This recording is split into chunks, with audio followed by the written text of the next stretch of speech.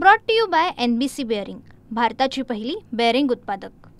राज्यात सध्या प्राणी पक्षावरून राजकीय घमासान होताना पाहायला मिळतंय। आधी कोल्हापूरची माधुरी हत्तीन जी वणतारामध्ये शिफ्ट करण्यात आली, त्यानंतर कोल्हापूरमध्ये राजकारण तापलं, लोक भावनिक होऊन रस्त्यावरती उतरली आणि त्यानंतर जे काही आक्रमक स्वरूप या सगळ्या आंदोलनाला मिळालं, त्यानंतर सरकारने थोडीशी नरमाईची भूमिका घेतली आणि या सगळ्यामध्ये सुप्रीम कोर्टामध्ये रिव्ह्यू पिटिशन म्हणजेच पुनर्विचार याचिका दाखल करून त्यामध्ये सरकार पार्टी होईल आणि यानंतर माधुरी हत्तीनीला पुन्हा एकदा कोल्हापूरमध्ये आणलं जाईल, यासाठी सरकार प्रयत्न करेल अशा पद्धतीचं आश्वासन काल मुख्यमंत्री देवेंद्र फडणवीस यांनी दिलं।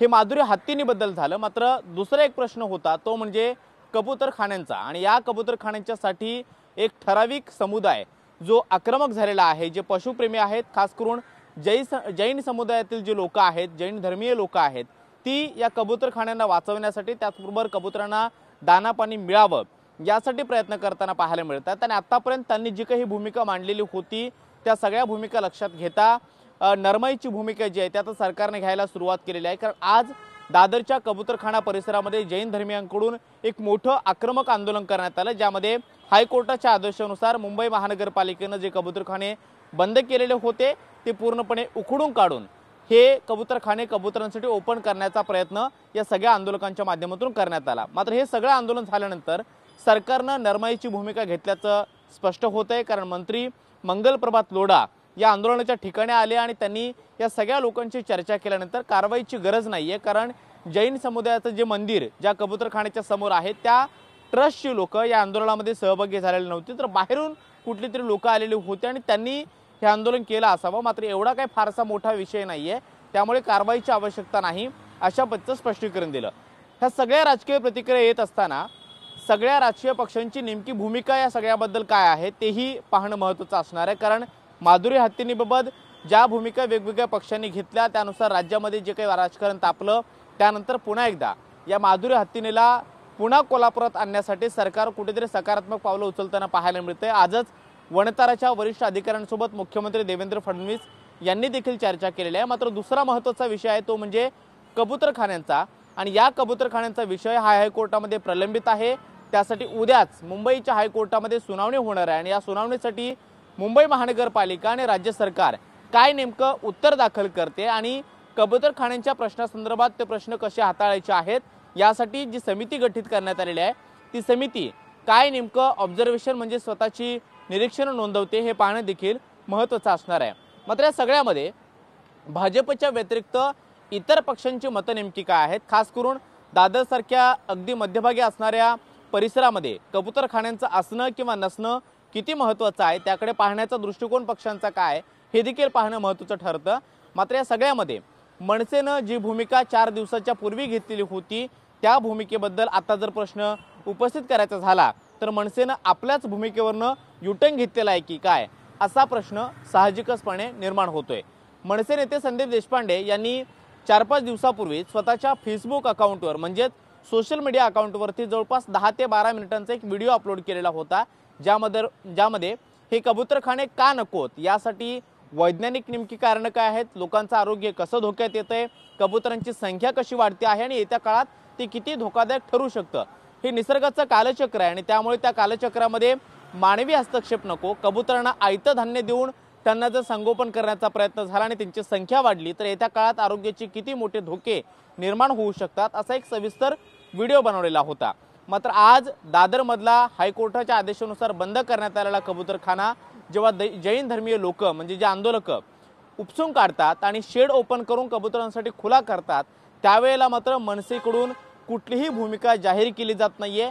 बाळा नांदगावकर यांनी आंदोलनाच्या आधी एक प्रतिक्रिया दिलेली होती, त्यामध्ये त्यांनी आपण सगळे भूतदया मानणारे लोक आहोत आणि त्यामुळे कबूतरांना सुद्धा अन्न पाणी मिळायला हवं अशी भूमिका व्यक्त केलेली होती। मात्र त्यांनी हे कुठेही स्पष्ट केलं नव्हतं की कबूतरखाने जे आहेत ती वाचले पाहिजेत, ती जिवंत राहिले पाहिजेत किंवा कबूतरांसाठी खुले असले पाहिजेत। मात्र या सगळ्या आंदोलनानंतर दादरसारख्या परिसरामध्ये आंदोलन झाल्यानंतर मनसेकडून प्रतिक्रिया येणं अपेक्षित होतं, मात्र कुठलीही प्रतिक्रिया देण्यास मनसेच्या नेत्यांनी नकार दिलेला आहे।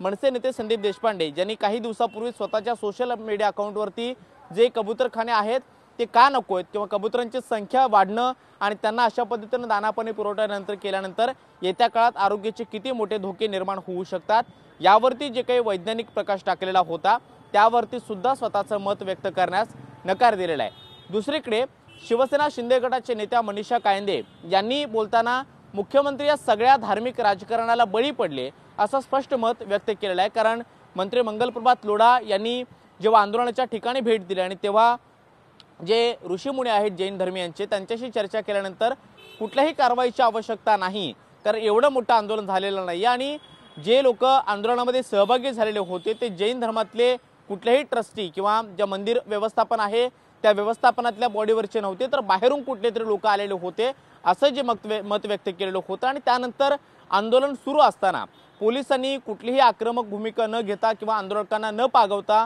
जी नरमाईची भूमिका घेतलेली होती त्यावरती सुद्धा प्रश्नचिन्ह उपस्थित करत आता यावरती कारवाई होणं अपेक्षित आहे। कारण नियमांचं उल्लंघन जर एखाद्या आंदोलकाकडून होत असेल तर त्यावेळेला गुन्हा दाखल करणं किती महत्त्वाचं आहे यावरती सुद्धा प्रकाश टाकलेला आहे। मात्र या दोन्ही मुद्द्यांना हाताळताना सरकार अगदी नरमाईने सांभाळताना पाहायला मिळते, कारण लोकांच्या भावना त्याचबरोबर धार्मिक भावना सुद्धा या दोन्ही मुद्द्यांना जोडलेल्या आहेत। माधुरी हत्तीचा मुद्दा असेल किंवा मुंबईतल्या कबूतरखान्यांचा मुद्दा असेल, या दोन्ही मुद्दे हाताळताना विशिष्ट धर्मीयांना सांभाळण्यासाठी किंवा लोकांच्या भावना सांभाळण्यासाठी सरकार ठोस आणि आक्रमक पावलं उचलताना पाहायला मिळत नाहीये। मात्र जेव्हा या दोन्ही लोकांशी चर्चा करण्याची वेळ आली तेव्हा सरकारने चर्चा तर केलीच, त्याचबरोबर नरमाईची सुद्धा भूमिका घेतली। पहिल्यांदा माधुरी हत्तीबाबत जी काही बैठक झालेली होती त्यावरती शिष्टमंडळ जे आलेलं होतं, ज्यामध्ये राजू शेट्टी असतील किंवा सतेज पाटील असतील, त्यांच्याशी चर्चा केल्यानंतर मुख्यमंत्र्यांनी माधुरी हत्तीला परत आणण्यासाठी राज्य सरकार सुप्रीम कोर्टात पार्टी बनेल अशा पद्धतीचं आश्वासन दिलेलं होतं। आणि त्यानंतर कबूतरखान्यांना वाचवण्यासाठी किंवा ज्या लोकांनी शिष्टमंडळ घेऊन चर्चेसाठी मुख्यमंत्र्यांकडे गेलेले होते त्यांच्याशी चर्चा केल्यानंतर कबूतरांचं अन्न पाणी बंद करणं हा एक पर्याय असू शकत नाही, ताबडतोब बंद करणं चुकीचं आहे असंही मत व्यक्त केलं। आणि त्यानंतर लागलीच या कबूतरखान्यांमध्ये पुन्हा एकदा जैन धर्मीय लोक जे आहेत ते आक्रमक झाले, त्याचबरोबर जे पशुप्रेमी आहेत ते सुद्धा आक्रमक झाले आणि त्यांना पुन्हा एकदा दाना पाणी पुरवू लागले। मात्र या सगळ्यानंतर उद्या मुंबई हायकोर्टात होणारी सुनावणी अत्यंत महत्त्वाची आहे। त्यामध्ये मुंबई महानगरपालिका आणि राज्य सरकार प्रतिवादी म्हणून काय उत्तर दाखल करतं, कबूतरखाने टिकतात की त्याच्या व्यतिरिक्त पर्यायी व्यवस्था म्हणून मानवी वस्तीच्या लांब म्हणजे मुंबई शहराच्या बाहेर अशा कुठल्या जागा निश्चित केल्या जातात जिथे कबूतरांचं संगोपन होईल, त्यांना अन्न पाण्याचा पुरवठा केला जाईल, त्यावरती सरकारची भूमिका काय असते हे पाहणं महत्त्वाचं असणार आहे। मात्र राज्यामध्ये सध्या आपण पाहतो की प्राणी पक्ष्यांच्या आधारे राजकीय समीकरणं जी आहेत ती जुळवताना सरकार सुद्धा प्रयत्न करते आणि या सगळ्यामध्ये कोणाच्याही भावना किंवा धार्मिक भावना न दुखावता त्यावरती सुवर्णमध्य काढण्यासाठी सरकारच्या हालचाली होत असल्याचं सुद्धा पाहायला मिळतं आहे। कॅमेरामॅन गणेश रहाटे सोबत मी Krishna Sonarodkar, TV9 Marathi, Mumbai. Brought to you by NBC bearing, भारताची पहिली बेअरिंग उत्पादक।